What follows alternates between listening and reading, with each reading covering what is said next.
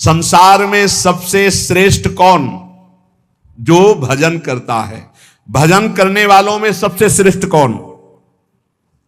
श्रेष्ठ भजन करने वाला कौन माना जाता है? तो बोले सर्वभूतेषु यः पश्येत् भगवत भावमात्मनः भूतानि भगवत्यात्मन्येषु भागवतोत्तमः। जो अपने अंदर और सबके अंदर अपने इष्ट देव को देखता है, कहीं न्यूनाधिक नहीं, कहीं छोटा बड़ा बुरा भला नहीं देखता, अपने अंदर और सबके अंदर अपने ही आराध्य देव को देखता है। चाहे प्राणी हो चाहे पदार्थ हो, सब में मेरा प्रभु विराजमान है। जो भगवत स्वरूप में स्थित रहता है, जिसकी ये सिद्ध दृष्टि है कि यहां भी प्रभु है, यहां भी प्रभु है, यहां भी प्रभु, कोई कण नहीं जो प्रभु ना बने हो, वो सबसे बड़ा भजनानंदी माना जाता है। श्रेष्ठ महान भागवत कौन? भगवत्यात्मन्येषु भागवतोत्तमः। उत्तम महाभागवत वो जो अपनी आत्मस्वरूप प्रभु और सर्वत्र प्रभु विराजमान है, ऐसा अनुभव करते हुए भजन कर रहा है। सब में मेरे प्रभु विराजमान, यहां भी बाहर भी सब जगह प्रभु विराजमान।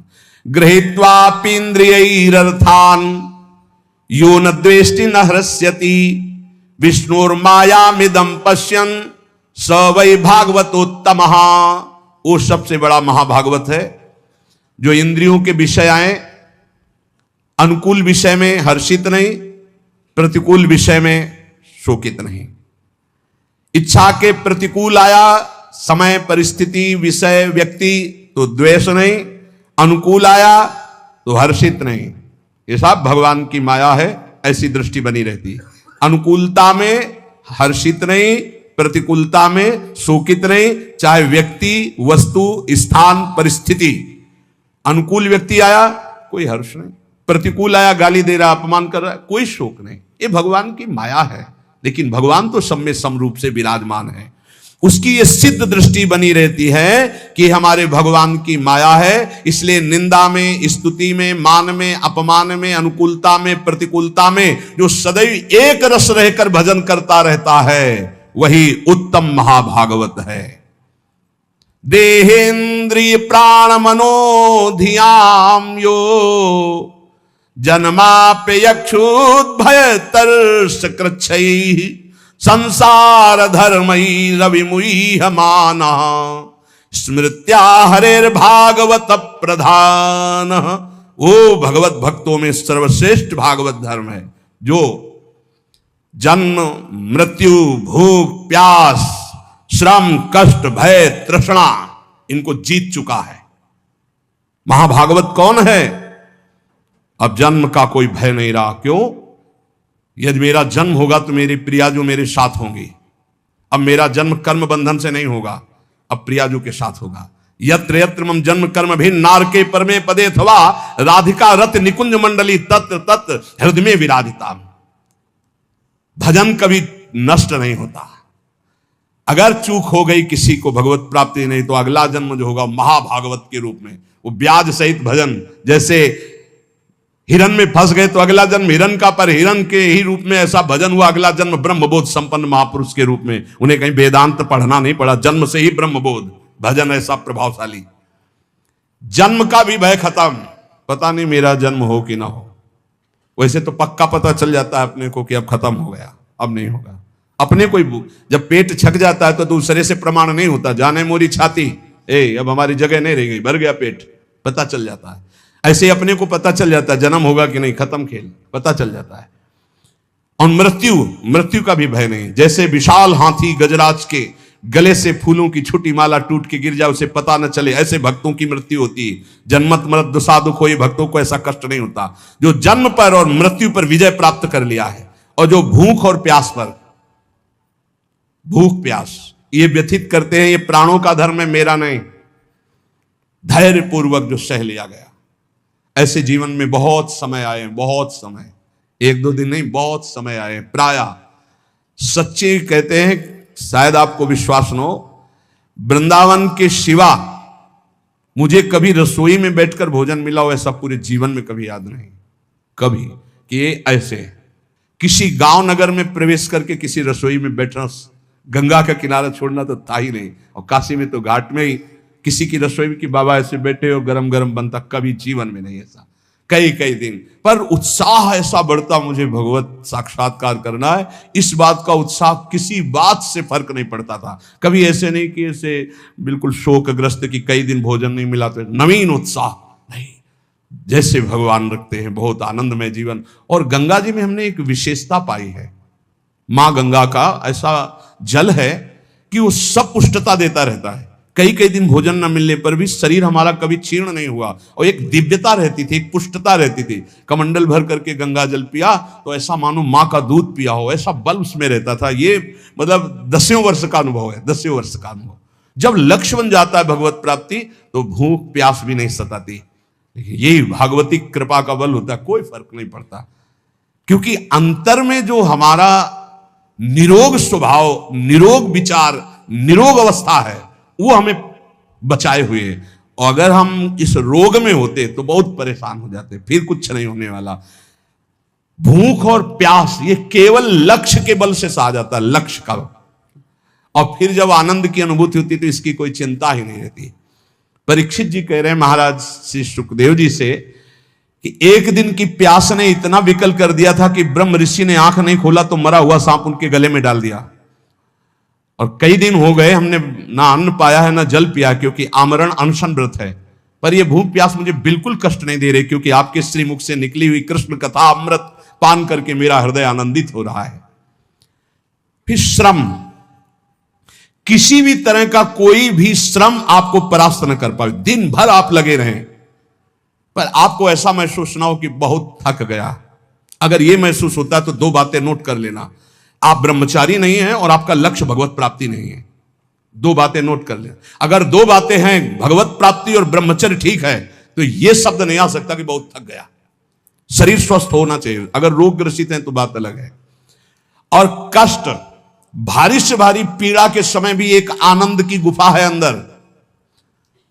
भजनानंदी महात्मा उस आनंद की गुफा में वातानुकूलित कक्ष में रहता है, बाहर आग लगी लगने दो। कष्ट की भारी स्थिति में भी एक आनंद की स्थिति होती है, जिसमें बड़े बड़े गुरुजन विराजमान रहे। पूज्य महामहिम श्री गुरु अर्जुन देव जी महाराज, गुरु तेग बहादुर जी महाराज, श्री ठाकुर हरिदास जी, प्रहलाद जी, मीरा जी, नरसिंह मेहता जी, ये बड़े बड़े महापुरुष उसी गुफा में, आनंद गुफा में मस्त है। बाहर से आग लगाई जा रही, बाहर से कष्ट दिया जा रहा है, विष पिलाया जा रहा है, वो आनंद गुफा आपके अंदर भी है। उसका दरवाजा खोल लीजिए, वो दरवाजा खुलता है नाम जप से। जब पहले पाप नष्ट हो, ज्ञान प्रकाश हो, अंधकार हटे, तो ही आपको दरवाजा मिल जाएगा। सोई अंदर चले जाइए, अपने स्वरूप में आ जाइए, कोई भय नहीं। नैनम छिंदन्ति शस्त्राणि नैनम दहति पावका न चैनम क्लेदयन्त्यापो न शोष्यति मारुता। ये आपका स्वरूप है, कोई कष्ट आपको छू नहीं सकता। और फिर भय, भय किस बात का? सर्वत्र मेरा प्रीतम है, तो भय किस बात का? और तृष्णा, ये बहुत खतरनाक डाइन है तृष्णा। भोगे हुए भोग को पुनः भोगने की चाहत का नाम तृष्णा। ये मारे है पूरे संसार को, भोग भोग के मरने लायक हो गए, फिर भी भोग। शरीर जन्म मृत्यु, भूख प्यास प्राणों का धर्म, श्रम कष्ट इंद्री मन का धर्म, भय बुद्धि का धर्म, तृष्णा गलत स्वभाव। तुम कहीं हो ही नहीं प्यारे, क्यों परेशान हो? हर चीज से साक्षी बन, दृष्टा बन इनका। पर ये दृष्टा गुरु कृपा से ही बना जा सकता नहीं। दृष्टि और दृष्टा सब घसीट लेगी माया, बहुत विचित्र है। दृष्टा बने हुए भोग करोगे और कहोगे हम दृष्टा है, फिर नरक भी मिलेगा तब भी बने रहना दृष्टा। जो पुरुष, देखो ध्यान दीजिए, जो खास बात है, संसार धर्मई रवि मुह्यमानः स्मृत्या हरेर भागवत प्रधाना। जो भगवान के नाम की स्मृति में इतना डूबा हुआ है, इन सब का कोई प्रभाव उसे परास्त नहीं कर पाता, वही मां भागवत है। जन्म मृत्यु भूख प्यास श्रम कष्ट भय तृष्णा, किसी का प्रभाव नहीं। राधा राधा राधा।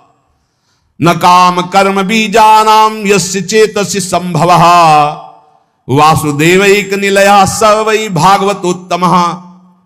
जिसके मन में किसी भी नवीन भोग भोगने की इच्छा नहीं है, जो कर्म प्रवृत्ति उनके बीज वासनाओं का नाश कर चुका है, जो एकमात्र भगवान के चिंतन में निमग्न रहता है, वो महाभागवत है। किसी भी भोग, अंदर खुद पूछो क्या चाहिए, जब कुछ उत्तर ना मिले जाहे न चाहिए कबों कुछ नहीं, ना उत्तम ना धम न सत ना सत, शांत, कुछ नहीं चाहिए। ये कब होता है? भजनानंदी महात्मा भजन में तृप्त रहता है, उसे कोई चाह नहीं रहती। जो एकमात्र भगवान में निवास करता है, भगवदानंद में, कोई नवीन भोग भोगने की इच्छा नहीं, कोई कर्म प्रवृत्ति का बीज ही नहीं, क्योंकि अब कुछ चाहिए ही नहीं। सब कर्म होते हैं कामना से, कामना से कर्म, कर्म से बंधन, फिर कामना, यही चक्र चलता रहता है। जो निरंतर भजन में इतना डूबा हुआ है कि कोई वासना नहीं, कोई इच्छा नहीं, कोई कर्म प्रवृत्ति की चाह नहीं, वो भगवत प्राप्त महाभागवत है। नयश्च जन्म कर्माभ्याम न वर्णाश्रम जाति भी सज्जते स्मिन्नहम भावो देहे वै सहरे प्रिया। जो इस शरीर अभिमान से मुक्त हो चुका है, अपनी जाति कुल धर्म आदि का कोई अभिमान नहीं, सत्कुल में जन्म लेना, तपस्या, कर्म, वर्ण, आश्रम, इन सब के अहंकार से जो रहित है, निश्चय वो भगवत प्राप्त महात्मा भगवान का महाभागवत है।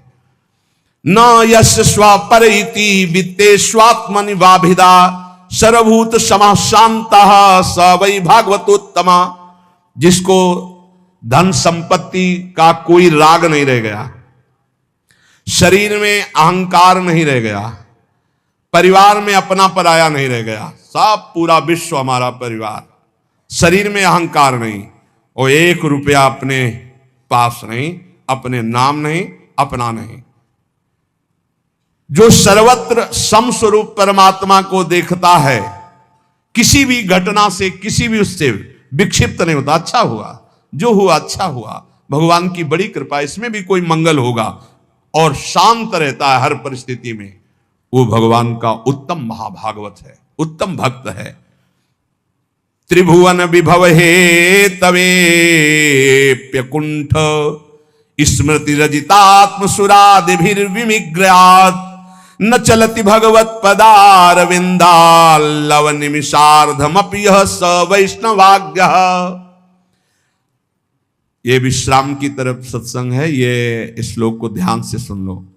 बड़े बड़े देवता और ऋषि मुनि अपने अपने अंतःकरण को भगवतमय बनाते हुए जिन्हें ढूंढते रहते हैं, ऐसे भगवान का आधे पल के लिए भी जो चिंतन नहीं छोड़ता, त्रिभुवन की राज्य लक्ष्मी देने पर भी, 100 रुपया, 500 रुपया, लाख, 2 लाख, करोड़ की बात नहीं हो रही, त्रिभुवन का पूरा वैभव दिया जाए और कहा जाए आधे पल के लिए प्रभु को भूल जाओ, वो नहीं भूलेगा।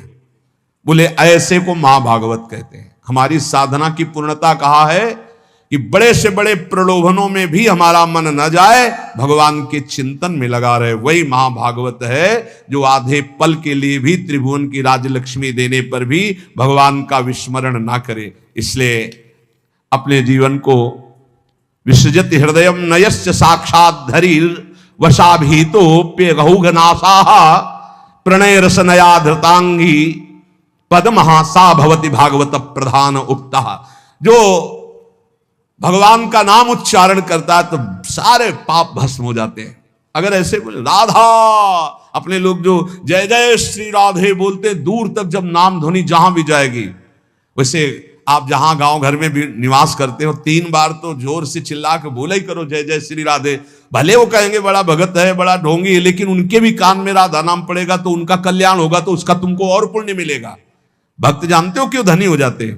क्योंकि जब सबसे नाम कीर्तन करवाते तो सबका मंगल होता है, तो उस मंगल का उनको भी मंगल प्राप्त होता है। ये भी ध्यान रखो। ओ लौकिक उदाहरण में जैसे बीमा कंपनी में है ना, तो बीमा करवाओ, तो जो बीमा करवाने आते हैं वो फ्री नहीं होते, वो हाथ जोड़ते हैं, करवाते हैं, तो उनको भी उनको परसेंट मिलता है। ऐसे ही इसमें भी है, इस कंपनी में भी आप जितने को नाम जपाओगे उसका परसेंट आपको मिलेगा। ये करो, बहुत बढ़िया धंधा है, रुपया के लिए मत कर लो, मान सम्मान के लिए नहीं, अपने प्रभु को प्रसन्न करने। 5 लोगों से बुलवाया, ए भाई राधे राधे, पागल है क्या? नहीं बोलो राधे राधे, नहीं बोलेंगे तो 4 बार सुना तो दिया, हमारा प्रॉफिट हो गया। हमारा तू बोल हमारा काम हो गया। ये पक्का देखो ना, नित्यानंद महाप्रभु की खोपड़ी में मारा ना जगाई मदाई, हो गया ना उसका कल्याण जगाई मदाई। ये अपने को गाली भी कोई दे दे तो अपने को राधा नाम सुनाना है, वो हमारे को पीट भी दे तो हमको बचाव पक्ष में अपना करके निकल देना है। और जब पीटे तो हर थप्पड़ में बोलो राधा राधा राधा, उसका कल्याण हो जाए, हे प्रभु इसका मंगल हो जाए। तो जानते हो ऐसा क्यों? क्योंकि उसी में प्रभु बैठे, वो मुस्कुरा देंगे, पहचान गया मुझे? हाँ प्रभु, आपकी कृपा से आपको पहचान गया कि आप पीटने का, गाली देने का स्वांग करते हो, लेकिन वो मेरे आराध्य देव निहाल हो गए। कह रहे हैं विसृजति हृदयम नयस्य साक्षात, जो अपने प्रभु का कभी विस्मरण नहीं करता तो साक्षात हरि यहां प्रकाशित हो जाते हैं। जो अपने प्रेम से उनके चरण कमलों को बांध रखा है, ऐसे कोई महाभागवत कहते हैं। पूरे महाभागवत का सिद्धांत यह है, सर्वत्र अपने भगवान को देखना और भगवान की याद में डूबना, खुद स्मृति में रहना, दूसरों को याद दिलाना। देखो भक्तों का एक प्रभाव होता है, निकले तो चाहे कोई उपहास में कहे ए बाबा राधे राधे, निकला ना राधे राधे, ए बाबा जय श्री राम, ऐसे भले उपहास में भी बोले तो उसको भगवान की याद आएगी। भगवत भक्तों का ऐसा प्रभाव होता है। अपने सत्संगियों को चाहिए घर में कीर्तन करो, अपने घर वालों को 5 मिनट नाम जपना सिखाओ, अपने बच्चों को बैठा लो 5 मिनट नाम जप करो, नहीं तो यही पिटाई करेंगे तुम्हारी जवान होके। इनको संस्कार दे रहे हो आधुनिक, और आधुनिकता में रजोगुण तमोगुण बढ़ता चला जाएगा, तो यही तुम्हारे सामने जब नशा पी के आएंगे तो तुम्हें गाली देंगे। इनको सिखाओ धर्म, इनको सिखाओ नाम जप करना, इनको अध्यात्म की बातें सुनाओ। ये अच्छे राष्ट्र भक्त, ये अच्छे मातृ पितृ भक्त, जिनके हृदय में भावना शुद्ध होती, वो सबका मंगल करते हैं। ये नाम का धंधा शुरू किया जाए, वैसे शुरू तो है, लेकिन आप लोग और सहयोग दो। 10 तुम नाम दिलाओ, 10 तुम नाम दिलाओ, तो 10 का तुमको और प्रॉफिट होगा, तो तुम्हारा भजन और बढ़ेगा और 10 का मंगल होगा। भले वो ना बोले तो नजदीक से निकले राधे राधे, वो ऐसे देख रहा है गुस्सा से मानो भस्म कर देगा, आप फिर बोलो राधे राधे, डरती हुई राधे राधे, उसका मंगल होगा। एक करके देखना, हम सही कह रहे, सही कह रहे, बहुत प्रॉफिट हो जाएगी, बहुत जल्दी धनी बन जाओगे। बस और लालसा ना हो, किसी का कुछ दिया हुआ स्वीकार मत करना, प्रणाम भी ना स्वीकार कर, वो प्रणाम करे तो आप प्रणाम कर लो। किसी का पानी भी मत पीना, जिसको नाम सुनाओ पानी भी मत पियो उसका, फिर आप देख लेना हमारी प्रार्थना मान ले। और एक आपको गुप्त बात, यदि कोई मरणासन में कहीं आस पड़ोस में कोई जीव जंतु या मनुष्य मर रहा हो, पशु भी मर रहा हो, तो आसपास गए नजदीक जाके राधा राधा राधा उसके कान के समीप सुनाया, चल दिया, पक्का समझना इसकी बराबरी त्रिभुवन में कोई पुण्य नहीं है। मरणासन पुरुष को भगवान नाम सुना देना, इससे बड़ा कोई पुण्य नहीं। उस जीव का निश्चित मंगल हो जाएगा, क्योंकि अब वो मरने की स्थिति में जा रहा है, अब उससे कोई पाप होने वाला नहीं, और आपने नाम सुना दिया, उसको भगवत प्राप्ति होगी, तो आप पर विशेष भगवान की कृपा होगी, आप प्रियालाल के विशेष लाडले बन जाएंगे। इसलिए खुद नाम जप करें और औरों को